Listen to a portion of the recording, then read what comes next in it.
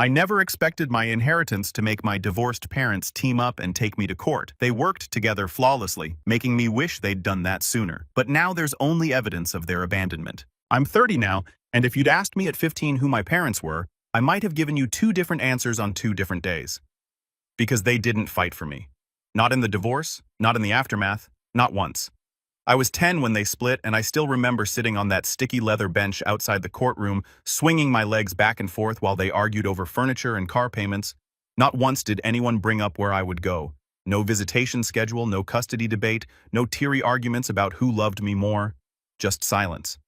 Like I was the afterthought neither wanted to claim. The judge eventually had to literally stop the proceedings and ask, who's taking custody of the child? My dad looked at my mom. She looked at him. And then, in the most casual voice I've ever heard, my mom shrugged and said, "He's probably better off with your sister. She's stable." That was the first time I realized I was optional. My aunt, God bless her, took me in without a second thought. She wasn't rich, far from it, but she gave me a room, hot meals, and the kind of consistency my parents couldn't even fake. Aunt Marie was the one who sat through every parent-teacher conference, who stood clapping in the back row at my high school graduation, who quietly handed me a box of tissues when I didn't get into my first-choice college. She never tried to play the mom role. She just showed up. And after a while, I stopped looking at the door, hoping someone else would. I wish I could say my parents just drifted away after that. But drifting implies some softness. What happened was more like a blackout. No phone calls on birthdays, no cards on Christmas, no awkward check-ins or half-hearted apologies, just nothing. My dad moved out of state within 6 months, remarried a woman with 2 daughters, and acted like he'd been born into a ready-made family. My mom floated around. New boyfriends, new jobs, new versions of herself that never lasted longer than a year. Every now and then, I'd get a friend request from her on some new social media account, usually followed by a comment on one of my photos like, "You look just like your uncle," as if that counted as parenting. I learned to stop expecting them to care. That's not bitterness talking, it's just math. If someone disappears from your life long enough, you stop marking their absence. You build a life around the gap. And that's what I did. I went to community college on a scholarship, worked 2 part-time jobs, and eventually got into a decent university. I majored in finance, interned at a small investment firm, and worked my way up from guy who prints reports to guy who actually makes decisions. It wasn't glamorous, but it was mine. I made a life out of the scraps they left behind. I didn't need them. But here's where things get weird. A year ago, my grandfather, my dad's dad, passed away. We weren't close, but we'd kept in touch. He'd call me on my birthday, send those stiff Hallmark cards with a $50 check tucked inside. Every now and then, we'd meet for lunch. He was gruff, old-fashioned, and said computer people like it was a species, but he never once forgot I existed. I always figured his money would go to my dad, or maybe to my uncle who lived nearby and helped him with errands. But when the lawyer called me in for the reading of the will, I found out something that knocked the wind out of me. He left everything to me. All of it. The house, the savings, the investment accounts, the lake property in Michigan, I didn't even know existed. After taxes, it totaled just under $1.3 million. The will was ironclad. His lawyer made sure of it. There was no loophole, no clause, no shared with the family stipulation. Just my name. Sole beneficiary. I sat there blinking at the papers, not even sure how to react. I wasn't used to being chosen. I should have known that kind of money wouldn't stay quiet for long. The first call came from my dad's new wife, Lynn. We'd spoken maybe twice in my life, both times painfully awkward, with her acting like I was some long-lost cousin she couldn't quite place. This time, though, her voice was syrupy sweet. "Andrew, oh, honey, I just heard the news. Isn't it wonderful? Your grandfather always loved you so much." I remember pausing for a beat. "Thanks. Yeah, it was unexpected." "Well," she said with a little laugh, "I'm sure you're already thinking about how to take care of your family with that blessing. Your father's been struggling since the layoffs, and the girls are both starting college soon. You know how expensive that is." I didn't say anything. I just stared at the phone like it had grown teeth. She continued undeterred. "Anyway, your dad's too proud to ask, but I thought I'd reach out. Even just a small monthly stipend would mean the world to us. Maybe 2003. You could set it up through Zelle, whatever's easiest." I think I actually laughed. Not because it was funny, because it was surreal. I hadn't heard from my dad in over a decade. No birthday texts, no graduation card, not even a good luck when I moved cities. And now I was supposed to sponsor his household. "Sorry, I finally said. I'm not comfortable with that. There was a pause. Then the sweet tone disappeared like it had been peeled off. You've always been so selfish, Andrew. That one got under my skin a little, but I didn't respond. I just ended the call. 2 days later, my dad called himself. First time since I was 12. No greeting, just jumped right in. So what's this I hear about your inheritance? I kept it short. Grandpa left it to me. All of it. Yeah. He sighed. You know that's not right. Maybe not. I said, but it's legal. You think this makes up for everything. You think money erases the fact that you abandoned your family. That one stopped me cold. I abandoned you. You cut us off. You never reached out. You never even tried to be part of my life after the divorce. I blinked, stunned. I was 10. He didn't say anything for a second. Then, like he hadn't heard me, he just kept going. And now you're sitting on a fortune while we're drowning. You could help, but you won't because you're spiteful. I hung up. It didn't stop there. My mom found out a week later, probably from some cousin she still talked to. Her approach was different. She didn't ask for money directly. Instead, she started sending me guilt-soaked texts about how hard her life had been. Screenshots of overdue bills, photos of her new husband looking depressed on the couch, even a selfie of her crying with the caption, "I just can't believe you don't care." I ignored most of it until one night when she left a voicemail I'll never forget. Her voice was sharp, accusatory, practically shaking with rage. You think you're better than us now, huh? Sitting there with your big inheritance judging everyone? I gave you life. I carried you for 9 months and you can't even spare a few dollars to help your mother. Maybe I should have fought harder in court. Maybe then you wouldn't have turned out so cold. I replayed that message 4 times. Not because I was unsure how I felt. I knew exactly how I felt. I just wanted to burn her words into my brain so I'd never forget them the next time I doubted myself. That's when the Facebook post started. The Facebook post started small. My mom posted a photo of me as a baby me in a tiny blue onesie, holding her finger with the caption, "No matter how old they get, they're still your baby." Some kids just forget where they come from. I knew it was about me. I was her only child, but I didn't bite. A few days later, she escalated. A grainy picture of her and me from a zoo trip probably taken when I was around 7. Caption: I raised him alone for years. Sacrificed everything. Some people forget all you did for them the second they come into money. Just sad. That one got traction. Relatives started commenting, distant cousins, old family friends, people who hadn't seen me in a decade. You were always such a good mom. He'll come around eventually. They all do. Kids these days know gratitude. I watched it unfold like a car crash in slow motion. My phone buzzed nonstop. Friend requests, messages, DMs from people asking if I was really the one who inherited all that money. One woman, an old friend of my mom's I hadn't seen since I was 9, sent me her Venmo handle and said she was raising money for a new car. No context, no shame. Then came my half-sisters. I'd never met them. My dad remarried when I was 11 and I was never invited to the wedding. I knew their names, Samantha and Grace, but they were just trivia facts I kept stored somewhere behind my childhood trauma and the taste of powdered school lunches. But now they wanted to bond. Samantha messaged me first. She was 19 and in her second year of college. Her message was long and sugary, full of "Hey, big brother" energy. She said she'd always wanted to connect, but Dad thought it would be too complicated. She mentioned how she and Grace were both struggling with tuition and how amazing it was that I'd come into such a big blessing. She said, maybe this is the universe giving us a second chance to be a real family.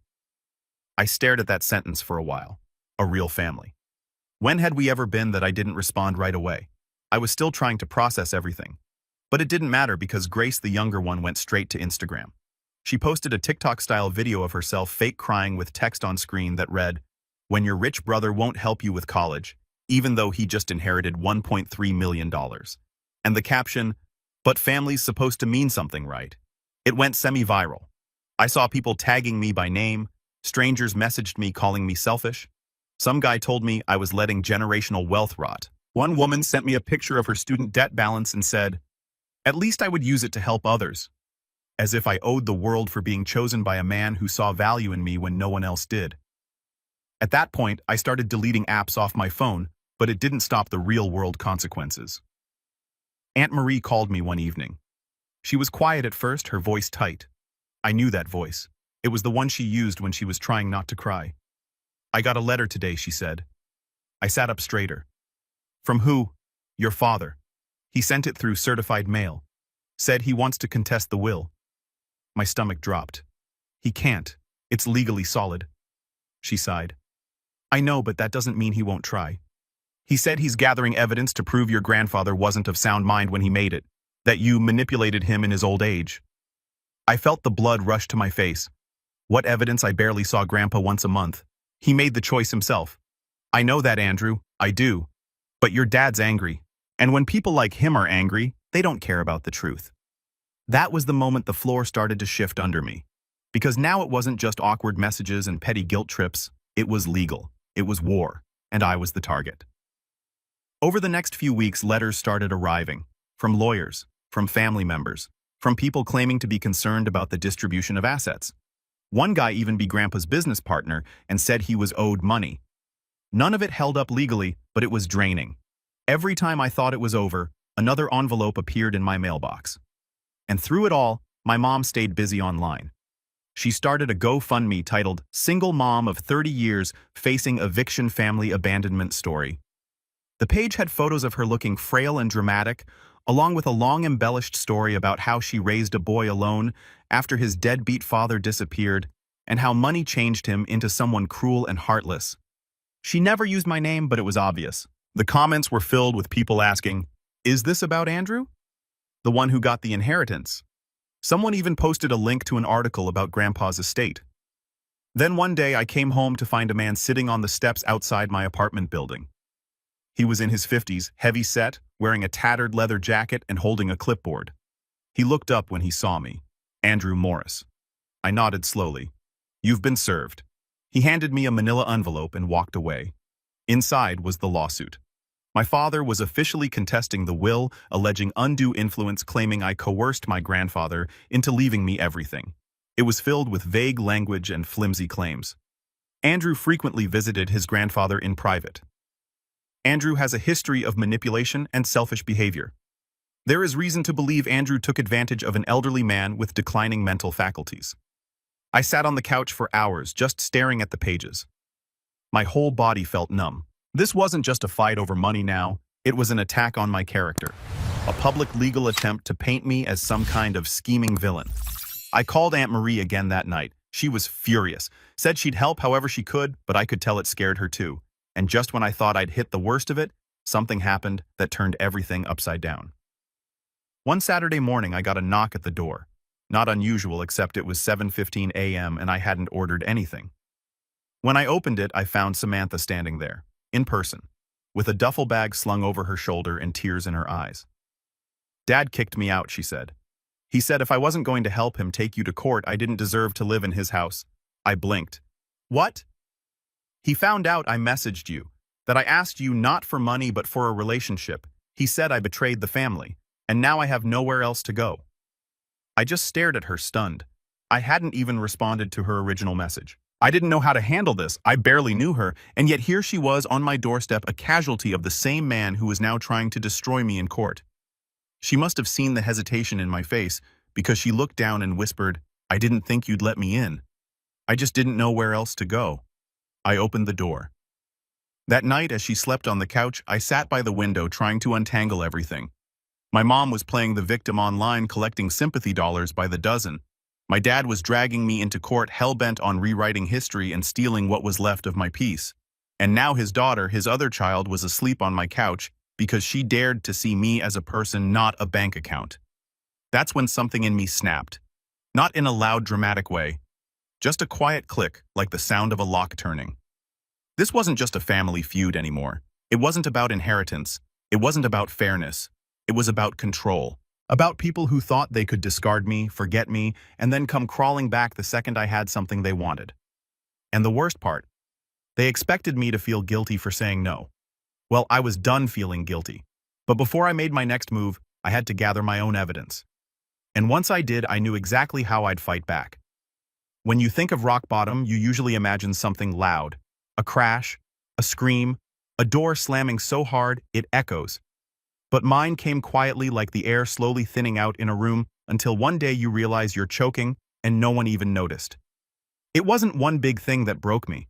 It was 100 little ones, like the way I started avoiding my mailbox because every time I opened it there was a new envelope Legal documents, accusations, even a threatening letter once from someone claiming to be a friend of the family warning me that karma always finds greedy people. Like the time I walked into the grocery store and heard two old women whispering about me near the produce aisle.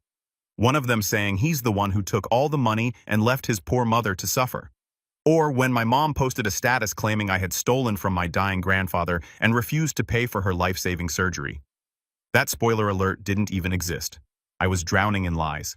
And worse, no one seemed interested in the truth. Aunt Marie was my only anchor.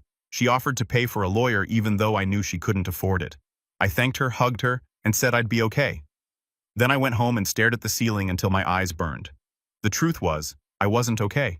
I was barely eating.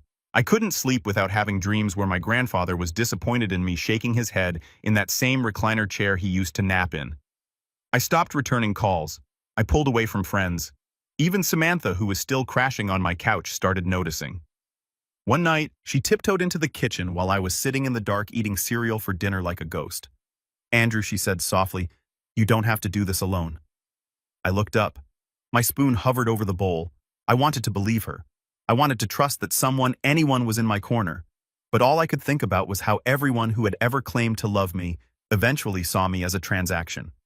"You're not them," she added quickly, as if she could hear my thoughts. "You're not like Dad. You don't know him anything." And for the first time in weeks, I let myself cry. Not the quiet, dignified kind, the ugly kind, the kind that rips something loose inside you and leaves a crater behind. Samantha just sat beside me and handed me a napkin. That was the turning point. Not the revenge, not the legal strategy, not the comeback, just the cry. Just letting myself be human for once, after weeks of being treated like a villain.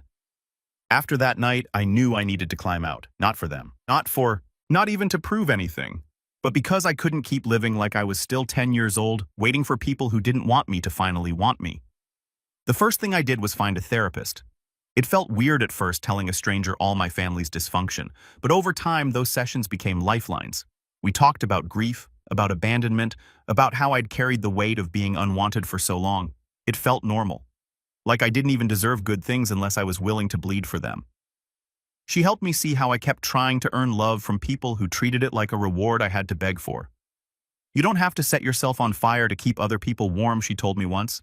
That one stuck. The second thing I did was start writing. Nothing fancy, just a journal I kept on my nightstand. Every night I'd write one thing I was grateful for, even if it was small. Samantha washed the dishes today. Didn't get another threatening letter. Sunset looked nice through the blinds. It was dumb at first, but after a while I started noticing how much I'd been ignoring in the chaos. I also started working again. Not just going through the motions, but really working. Pouring myself into spreadsheets and forecasting models and client presentations. It was something I could control. Something that had rules unlike the mess my family left behind. Ironically, that focus got noticed. A senior partner pulled me aside one afternoon and said, "You've been different lately, sharper. You interested in taking on something bigger?" I almost said no, almost retreated into the shell I'd been living in. But then I thought about everything I'd survived. The silence, the lawsuits, the gaslighting. I said yes. The promotion came with more hours, more responsibility, but also more money. I didn't touch the inheritance. It sat in a separate account, untouched, while I rebuilt myself with my own effort, my own wins, my own sweat. Meanwhile, Samantha and I began to talk, really talk, not about money or lawsuits or the mess our father created, but about our lives. She told me how isolated she felt growing up, how their house was like a museum where she had to walk on eggshells, how their mom once told her that loyalty mattered more than truth, how she always knew about me but was told I abandoned the family for money and spite. "But that never made sense," she said one evening. "You were just a kid when it all happened. Kids don't abandon families. Families abandon them." It hit me like a brick because she wasn't just talking about me, she was talking about herself too. I helped her enroll in a community college nearby. She got a part-time job at a bookstore, started making friends. Slowly, she began to find her own rhythm, and I realized we weren't just surviving anymore. We were rebuilding quietly, brick by brick. But the peace didn't last long. One morning, I got an email from my lawyer with a subject line that made my stomach flip. "New submission in inheritance case. Key evidence filed." I clicked it open. Inside was a PDF attachment. I downloaded it expecting more of the same baseless accusations. But what I saw chilled me. It was an email exchange between my dad and my mom, dated 3 weeks before my grandfather passed. They were planning to split the inheritance. The messages were casual familiar, like this wasn't the first time they'd schemed together. Dad, he's still not updating the will, but he's old and confused. You know Andrew won't know what to do with it anyway. Mom, just keep pushing. Remind him how he promised to help you when he retired. Play the sympathy card. I'll talk to Marie. See if she can convince him to add something for me too. Dad, once it's settled, we'll split it. 60-40. I'm doing most of the heavy lifting here. Mom, 50-50. Don't be greedy. I felt sick, like the room tilted under me. They'd never been close. Barely spoke since the divorce. But apparently when money was involved, old enemies became allies. And suddenly, everything made sense. The coordinated pressure, the emotional manipulation, the lies, the smear campaign.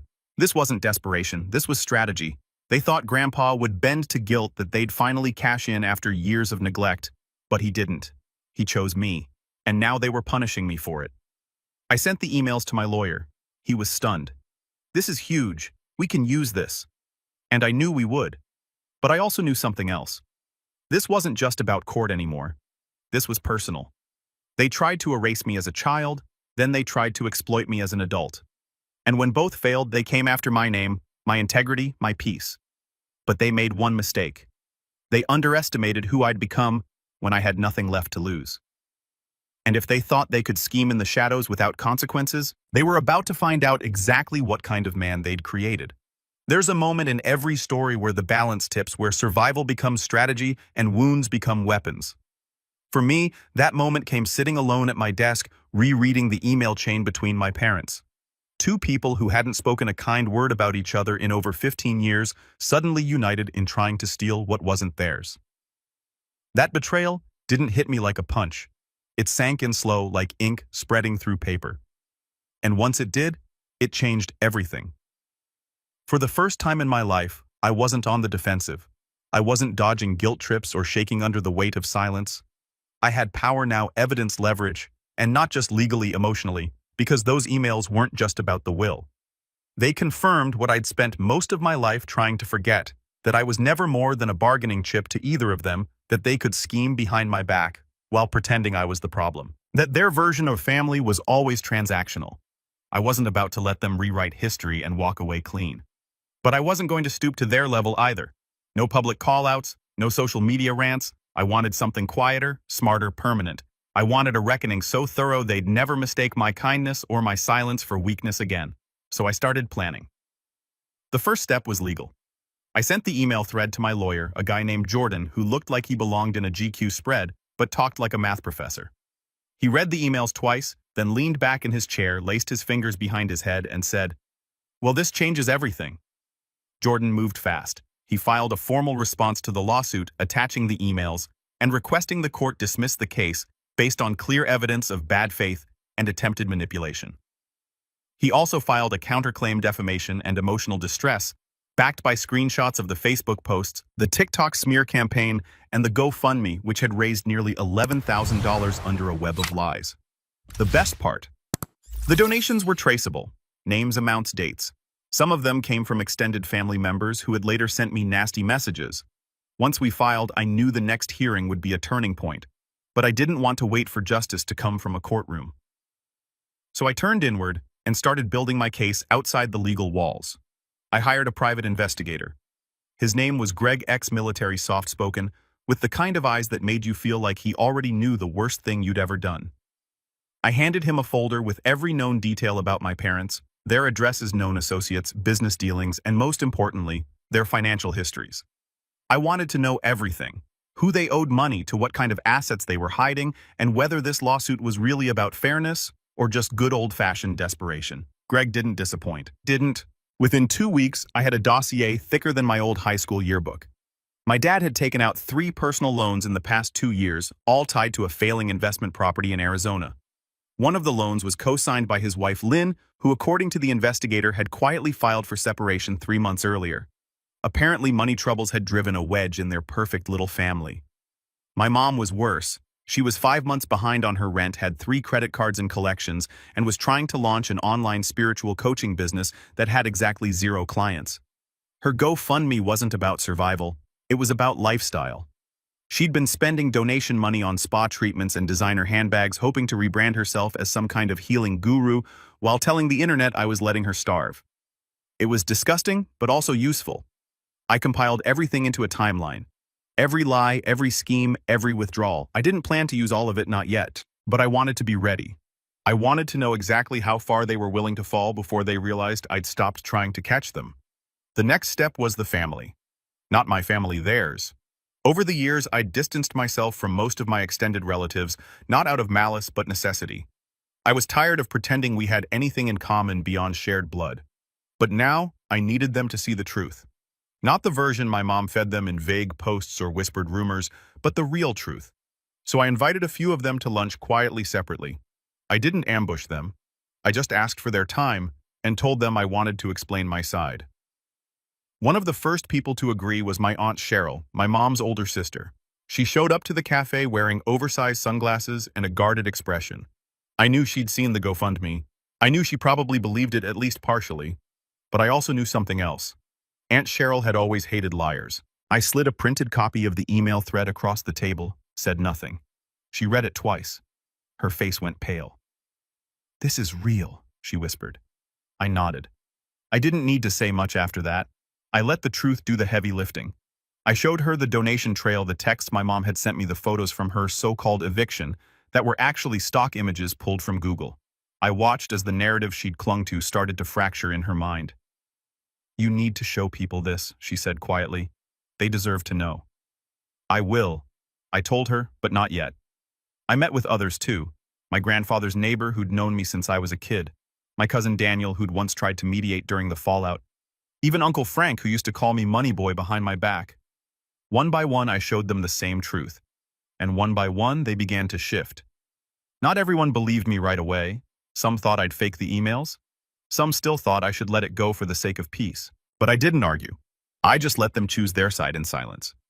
Because when the time came, I wanted to know exactly who I was dealing with. In the meantime, I focused on my own life.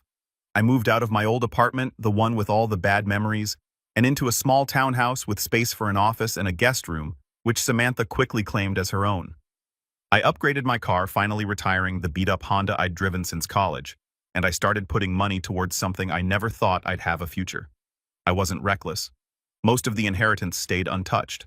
But for the first time, I let myself live. I stopped shrinking to make other people comfortable. I stopped apologizing for what I'd been given. I stopped letting guilt choke the life out of me. And in that space, something surprising happened. I began to forgive myself. For surviving. For growing. For choosing peace over pain. For refusing to go back. But don't get me wrong, I hadn't forgotten. Forgiveness isn't forgetting, and it sure as hell isn't letting people walk away clean after what they 6 weeks from the day we filed the counterclaim. I started preparing the final piece of my plan. I began drafting letters. Not legal documents, not cease and desist notices. Letters, handwritten, personal, honest, one to my father, one to my mother, one to each of the extended relatives who'd attacked me online, one to the family friends who donated to the GoFundMe and then messaged me saying, "I hope you can sleep at night." Each letter told the same story. Mine. Without rage, without name-calling. Just the facts. The pain. The choices. The silence. And most importantly, the truth about the people who tried to manipulate an old man's legacy and then blamed me when it didn't go their way. I didn't plan to send them immediately, but I wanted them ready. I wanted them polished. Because when the time came, when the courtroom doors opened, and the lies collapsed under the weight of the truth, I wanted them to hear it from me. Not from a lawyer, not from a judge, from the boy they abandoned and the man he became.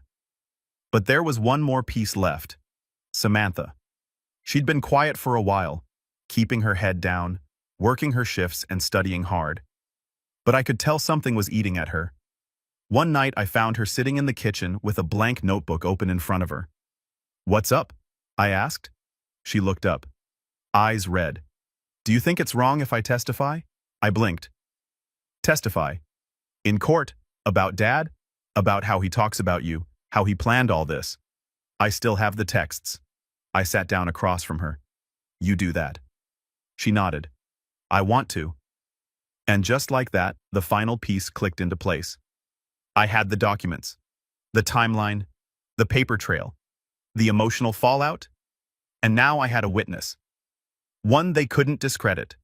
One they never saw coming. I reached across the table and squeezed her hand.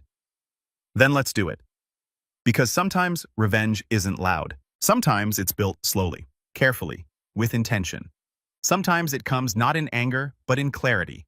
And when it finally arrives, it doesn't need to announce itself. It just walks in, calm and unstoppable. And that moment was closer than they ever expected. It was raining the morning of the hearing. Not a storm, just a quiet, steady drizzle. The kind that makes the world feel softer than it is. I stood in front of the courthouse with my umbrella tucked under one arm, watching the gray sky blur the sharp edges of the buildings around me. Samantha stood beside me, clutching a small leather bag. Inside it were the texts from our father, the ones where he told her, "Don't talk to Andrew. He doesn't care about this family. He's just sitting on money that should have been ours." There were pages of them, cruel, calculated, condemning. She looked nervous, her knee bouncing slightly as we waited. "You still sure you want to do this?" I asked. She didn't hesitate. "I've never been more sure of anything." We walked through the double doors side by side. Inside, the courtroom smelled like old paper and wood polish. Rows of pew-like benches lined the back, already filled with a handful of familiar faces. Aunt Marie sat quietly near the front, holding a folder on her lap. Behind her, my Uncle Frank, Aunt Cheryl, even my cousin Daniel. All people who had until recently believed the lies. Now they were here to see the truth unfold. My father sat across the aisle, his lawyer whispering into his ear. He looked tired, not the kind of tired that comes from age, but the kind that comes from being exposed. He didn't meet my eyes. My mother was in the second row behind his table. She wore a black dress like she was attending a funeral, complete with a dramatic scarf and oversized sunglasses. It was theatrical, almost laughable. I wondered if she'd practiced her expressions in the mirror that morning. The judge entered and the room rose. I won't walk you through every legal detail. There were motions, objections, statements. But what matters? What really matters is the moment the emails were presented. Jordan, my lawyer, stood with calm confidence. "Your Honor," he said, placing the printed emails on the evidence table. "We have reason to believe this case is not only baseless, but fraudulent in intent. These communications between the plaintiff and a third party clearly demonstrate a premeditated attempt to influence the deceased's will for personal gain, followed by a coordinated campaign to pressure my client after the fact." The judge raised an eyebrow, skimming the pages. "Your father and your mother?" he asked, directing the question toward me. I nodded. "They've been working together behind my back for months. Not just working together," Jordan added. "Planning to split the inheritance, discredit my client, and manipulate extended family for financial support. We've also submitted a supplemental exhibit, an analysis of public fundraising tied to provably false claims. That was the GoFundMe." The room went still. My mother shifted uncomfortably, the scarf suddenly looking more like a noose. My father's lawyer paled. Then Samantha stood. "I'd like to testify." The judge allowed it. She took the stand and spoke clearly, calmly. She told them about the pressure, the phone calls, the anger when she refused to lie. She read texts word for word. The courtroom wasn't big, but in that moment it felt like everyone was holding their breath. When she finished, the judge leaned forward, fingers steepled. "Do you believe your father's intentions in filing this suit were genuine?" "No," Samantha said. "He wanted money. That's all it ever was." The judge nodded slowly, then turned back to Jordan. "Do you have any further evidence to submit?" Jordan smiled. "Just a final statement, Your Honor." He paused, glancing briefly at me. "There are many kinds of family, Your Honor. Some of us are born into them. Some of us build them ourselves. My client was not fought for as a child. He was not called. He was not cared for. And yet the moment he came into something valuable, he was surrounded by claims of love, obligation, and guilt. This isn't just about money. It's about manipulation and the right to peace." The judge sat back, and then, in one quiet, measured voice, he delivered the verdict. Case dismissed with prejudice. He added that the court found strong indications of attempted fraud and bad faith litigation, and encouraged my legal team to pursue damages should the defendant choose to do so. The room shifted. Whispered gasps. Movement. My mother took off her sunglasses and stared at the judge like he'd spoken a different language. My father just looked down as if he'd known deep down that this would be the end. And it was. Not just the end of the case, but the end of their control. Because what happened after the verdict was something they couldn't undo. I released the letters, every one of them, folded into stamped envelopes, sent to every friend, relative, and supporter who'd believed the narrative they'd spun. I didn't gloat. I didn't rage. I simply told the story. I shared the emails, the screenshots, the legal dismissal, and most importantly, the truth that I had been left behind. Not once, but over and over again, and that I had survived. The fallout came quickly. The GoFundMe was reported and taken down within 24 hours. Donors began demanding refunds. One even threatened to sue my mom for fraud. Her spiritual coaching website went dark a week later. Friends unfollowed her. Comments disappeared. Her name, once used to paint me as heartless, started to vanish from conversations altogether. As for my dad, Lynn finalized her separation, sold their house, moved across the country with her daughters. Samantha told me he tried calling her for weeks after the hearing, leaving voicemails full of apologies, guilt trips, and desperation. She never answered. He moved out of state shortly after. Rumor has it he's renting a room in someone's basement, working part-time for a landscaping company. And me, I lived. Not extravagantly, not to make a point, just fully. Honestly. I paid off Aunt Marie's mortgage. Quietly. No fanfare, no announcement.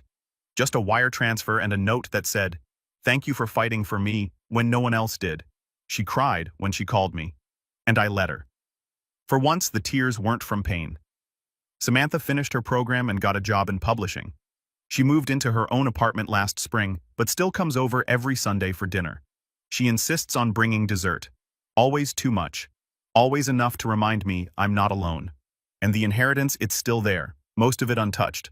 I invested some, donated some, but I never let it define me, because my grandfather didn't leave me that money to fix the past. He left it because he saw my future, because he believed in me when no one else did. And I won't waste that. People still ask me if I regret not making peace with my parents, if I ever feel guilty about how things turned out. I don't. Because peace isn't pretending. It isn't silence. It isn't letting someone hurt you just because they share your last name. Peace is knowing the truth. And mine is simple. They left me behind, and I moved forward. Alone at first, but never again. And that finally is enough.